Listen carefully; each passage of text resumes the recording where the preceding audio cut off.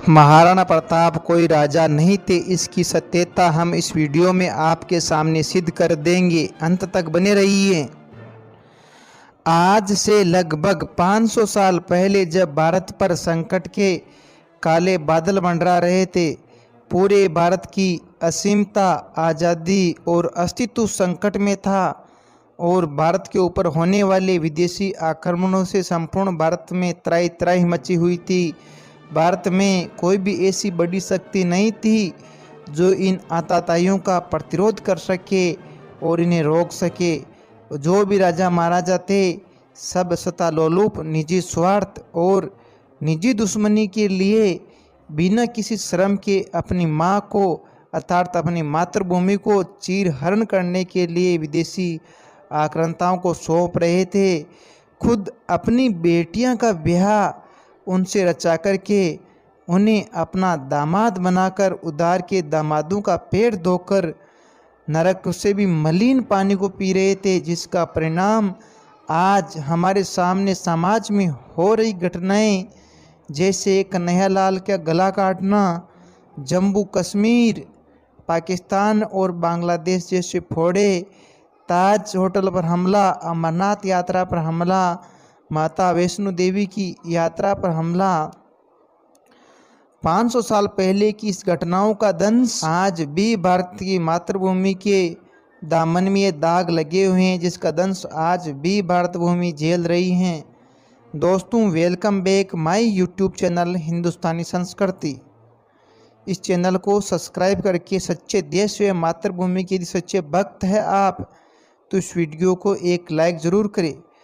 दोस्तों, ये बात उस समय की है जब पूरे भारत में मुगलिया परचम लहरा रहा था। मुगलों की सत्ता परचम पर थी और मुगलों के बादशाह थे अकबर।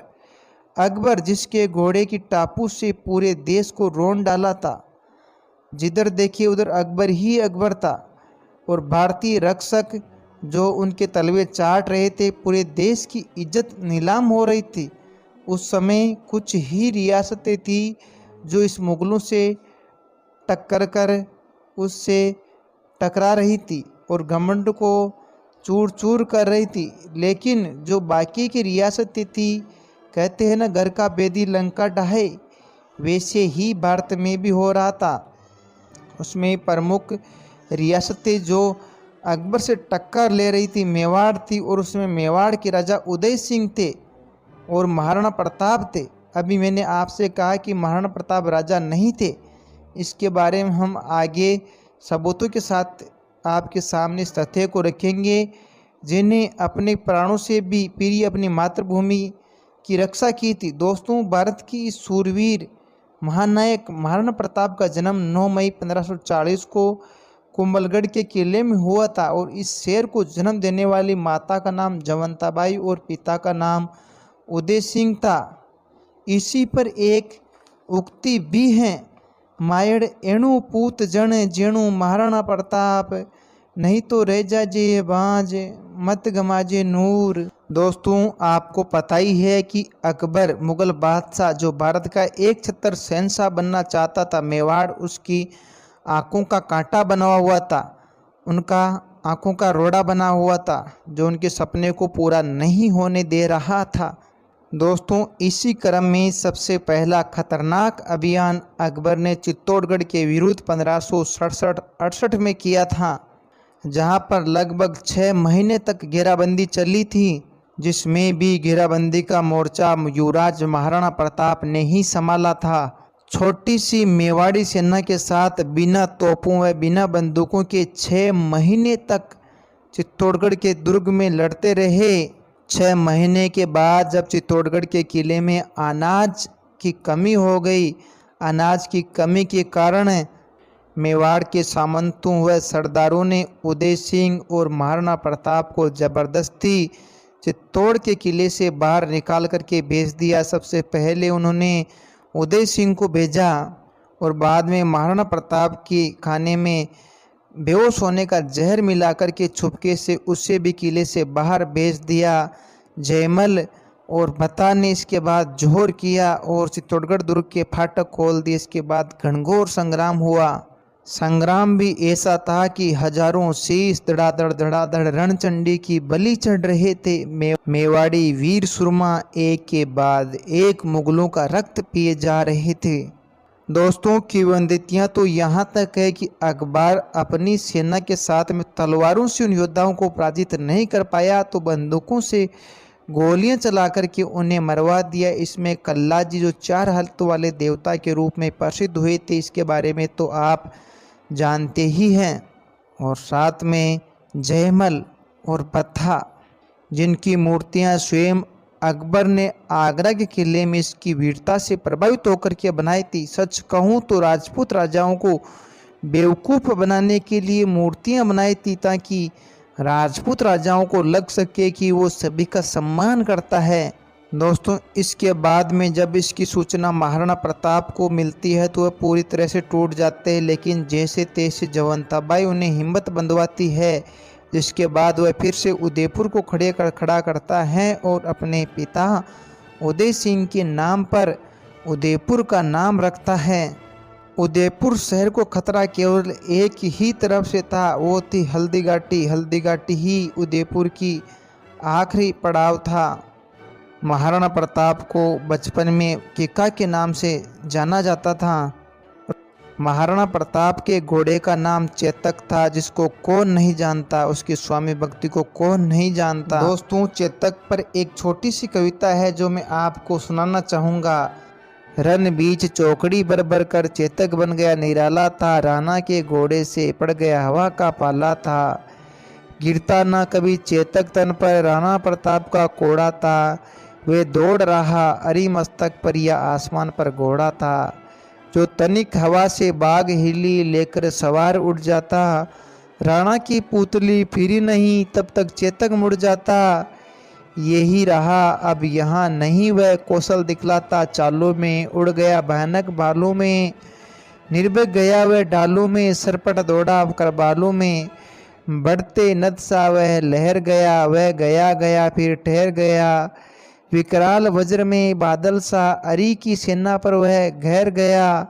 भाला गिर गया गिरा निसंग, हाय टापों से खन गया अंग। बेरी समाज रह गया दंग, घोड़ा का देख ऐसा रंग। दोस्तों, इस्लामिक सम्राट के 30 वर्षों के प्रयासों के बाद भी महाराणा प्रताप ने अकबर की अधीनता स्वीकार नहीं की, वरन महाराणा प्रताप ने प्रतिज्ञा की कि भगवान एकलिंग जी की कसम खा करके कहा कि जिंदगी भर उसके मुख से अकबर के लिए सिर्फ तुर्क का शब्द ही निकलेगा, और जब तक वह पूरे मेवाड़ को यानी चित्तौड़ को अपने कब्जे में वापस नहीं लेगा, सोने के बर्तनों में खाना नहीं खाएगा और ना ही अच्छे बिस्तर पर सोएगा, केवल घास पर ही सोएगा। महाराणा प्रताप जिस घोड़े पर बैठते थे वह घोड़ा दुनिया के सर्वश्रेष्ठ घोड़ों में से एक था, ऐसा कहा जाता है। महाराणा प्रताप जब 72 किलो का कवच पहनकर 81 किलो का भाला अपने हाथ में रखते थे, भाला, कवच, ढाल और तलवार का कुल मिलाकर के वजन 208 किलो होता था। राणा 208 किलो वजन के साथ युद्ध के मैदान में जाया करते थे। दोस्तों, इसी बीच उदयपुर में महाराणा उदय सिंह का निधन हो जाता है और रानी भट्टानी के कुछ षड्यंत्र के कारण राणा उदय सिंह अपने छोटे पुत्र जगमाल को मेवाड़ का सम्राट घोषित कर जाते हैं, लेकिन जागीरदारों और सरदारों के विरोध ने वहाँ पर प्रताप को शासक बना दिया। अर्थात प्रताप शासक नहीं बनना चाहता था, लेकिन जागीरदारों और सामंतों ने उनसे यानी कि महाराणा प्रताप को ज़बरदस्ती शासक बना दिया। और दूसरी ओर जगमाल इससे मेवाड़ को छोड़ करके अकबर की शरण में चला गया और अकबर से जा मिला। नाराज जगमाल बादशाह अकबर के पास चला गया और बादशाह ने उसको जहाजपुर का इलाका जागीर में प्रदान कर उसे अपने पक्ष में कर लिया था। इसके पश्चात बादशाह ने जगमल को सिरोही का आधा राज्य प्रदान कर दिया था। इसी कारण जगमाल सिरोही के राजा सुल्तान देवड़ा से दुश्मनी हो गई। अंत में सन 1583 में युद्ध में जगमाल मारा गया, जिस समय महाराणा प्रताप सिंह ने मेवाड़ की गद्दी संभाली। उस समय राजपूताना बेहद ही नाजुक हालात के अंतर्गत था। इसके बाद 1576 में जब अंतिम शांति दूत के रूप में अकबर ने शांति दूत भेजे थे मानसिंह के नेतृत्व में, उस समय अकबर ने एक चाल चली थी और कुछ घुसपैठिए उदयपुर में भेज दिए थे। इन्हीं घुसपैठियों ने महाराणा प्रताप की पत्नी अजबदे को मार दिया था और अजबदे की इसी देहांत के समय अकबर ने मेवाड़ के ऊपर युद्ध थोप दिया और हल्दीघाटी का भयंकर युद्ध हुआ, जो कि 1 दिन 2 दिन या 3 घंटे नहीं चला। वो 18 जून से लेकर के 21 जून तक चला। इसलिए आज भी हल्दीघाटी के युद्ध के बारे में, तिथि के बारे में मतभेद है। कोई 18 जून बताते हैं तो कोई 21 जून बताते हैं और सत्यता यही है कि 21 जून तक चला। इसी हल्दीघाटी के युद्ध में पहली बात तो मानसिंह ने स्वयं छल किया और मुगल सैनिकों को मेवाड़ के सैनिकों के वेश में मेवाड़ सेना से युद्ध करने भेज दिया, जिससे मेवाड़ के सैनिक भ्रमित हो गए। और दूसरे दिन के युद्ध में महाराणा प्रताप ने मानसिंह को मारने के लिए सीधा भाला मानसिंह पर फेंका, लेकिन मानसिंह तो होदे में जा छुपा और उसका माहौत मारा गया। इसके साथ ही मानसिंह का होदा नीचे गिर गया और मानसिंह भी नीचे गिर गया। इसी समय महाराणा प्रताप ने एक अकबर सेनापति को 2 भागों में घोड़े सहित काट दिया था, जिसका उल्लेख आज भी इतिहास में दर्ज है। हल्दीघाटी के युद्ध में महाराणा प्रताप की विजय हुई थी। महाराणा प्रताप अकबर से नहीं हारे थे, उससे और उसके सेनापतियों को महाराणा प्रताप ने हल्दीघाटी के युद्ध में धूल चटाई थी। हाँ, इससे मेवाड़ की शक्ति को गहरा आघात जरूर पहुंचा था। हल्दीघाटी के युद्ध में प्रताप ही जीते थे और महाराणा प्रताप के विरुद्ध हल्दीघाटी में पराजित होने के बाद स्वयं अकबर ने जून से दिसंबर 1576 तक 3 बार विशाल सेना के साथ मेवाड़ पर आक्रमण किए थे। यदि हल्दीघाटी में अकबर जीतता तो उससे वापस आक्रमण करने की नौबत क्यों आती, और साथ ही उसने मानसिंह को और दूसरे सेनापतियों को अपनी सभा में आने से मना कर दिया था, क्योंकि वह युद्ध नहीं जीत पाए थे।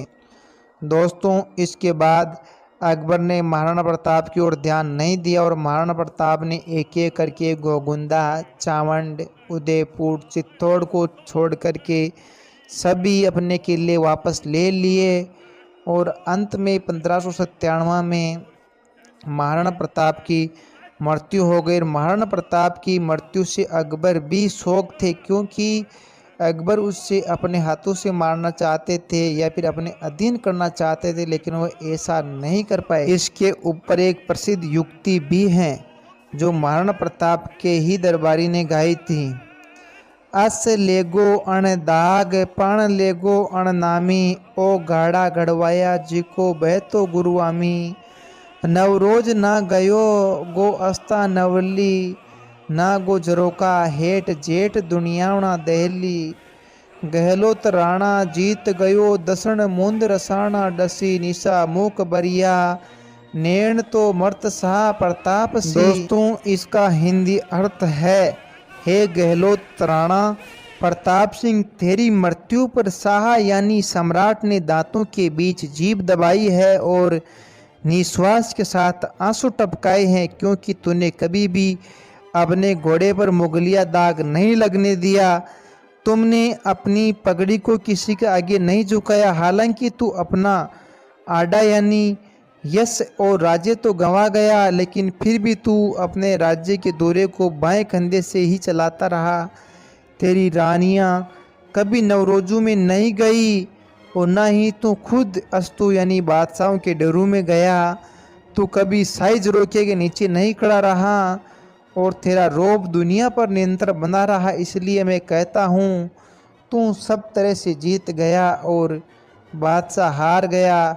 दोस्तों, इसके बाद स्वयं अकबर की आंखों में आंसू आ गए थे। अपनी मातृभूमि की स्वाधीनता की रक्षा के लिए अपना पूरा जीवन बलिदान कर देने वाले ऐसे वीर शिरोमणि महाराणा प्रताप और उसके स्वामी भक्ति अशोक चेतक को सत सत कोटि कोटि प्रणाम। अब दोस्तों मैंने आपसे एक पंक्ति कही थी पहले कि महाराणा प्रताप राजा नहीं थे। ये बात सत्य है, महाराणा प्रताप राजा नहीं थे। महाराणा प्रताप स्वयं को एक दीवान मानते थे और मेवाड़ का राजा था एकलिंग जी।